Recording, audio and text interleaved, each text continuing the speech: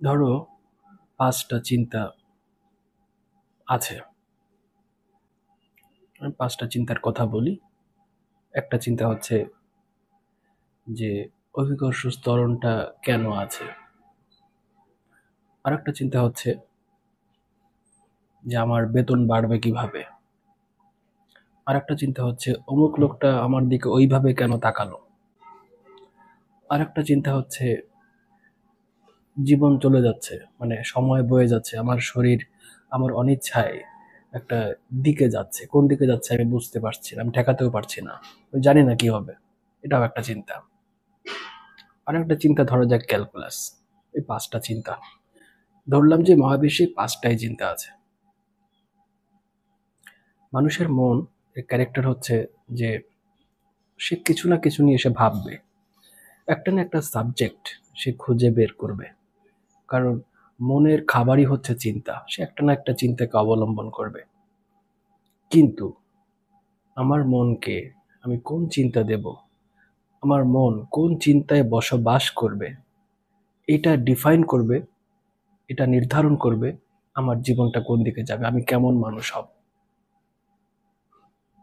যদি ক্যালকুলাসের চিন্তাটাই আমার জীবনের প্রধান হয়, তো আমার জীবনটা একটা দিকে যাবে।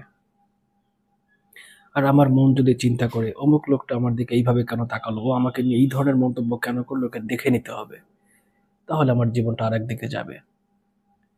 আমার মন যে চিন্তাগুলো নিয়ে জাবর কাটবে, যে চিন্তাগুলোর সঙ্গে সে ভাববে, মানে বসবাস করবে, যে চিন্তার মধ্যে তার সময়টা যাবে, আমার শরীর, আমার স্ট্রাকচার, আমার ফিজিক্যাল অ্যাটিটিউড, আমার দৃষ্টিভঙ্গি সব সেই রকম হবে।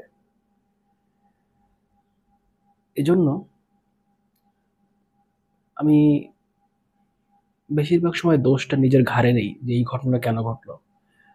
আহ, ধরা যাক কেউ এমন একটা কথা বলেছে যেটা আমার ইগোতে লেগেছে। আমার একটা ইগো আছে, বড় একটা ইগো আছে, কিন্তু বড় ইগো কিন্তু সফট, একটু খোঁচা দিলেই একেবারে রক্তারক্তি কাণ্ড ঘটে যায়। এখন আমি ধরো ধরা যাক ঠিক ওই সময় আমি চিন্তায় ছিলাম যে আমার জীবন কোন দিকে যাচ্ছে, আমি আকাশ পাতাল ভাবছিলাম, আমি সৃষ্টির রহস্য নিয়ে ভাবছিলাম। হঠাৎ করে আমার চিন্তা, আমার মনের স্তর ১০০ তলা বিল্ডিং এর উপর থেকে একেবারে এক ধাক্কায় চলে আসলো একেবারে নিচে ফুটপাথে। আমি ভাবনা শুরু করে দিলাম, ও আমার সঙ্গে এই করলো, ওকে মারতে হবে, ওকে দেখে নিতে হবে। আমার মন ওই লোকটার চিন্তার সঙ্গে ব্যস্ত হয়ে গেল। যে লোকটা ওই কাজটা করেছে সে নিঃসন্দেহে অনেক উচ্চ চিন্তার লোক না, কিন্তু ওর সঙ্গে বুঝতে যে আমাকে নেমে আসতে হলো অনেক নিচে। যদি অ্যালবার্ট আইনস্টাইন ভিলেজ পলিটিক্স করতেন তাহলে কি অবস্থা হতো?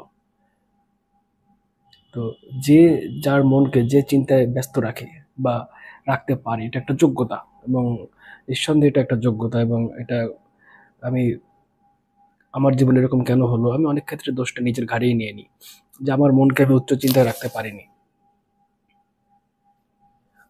আমার এটা মনে হয় আর কি।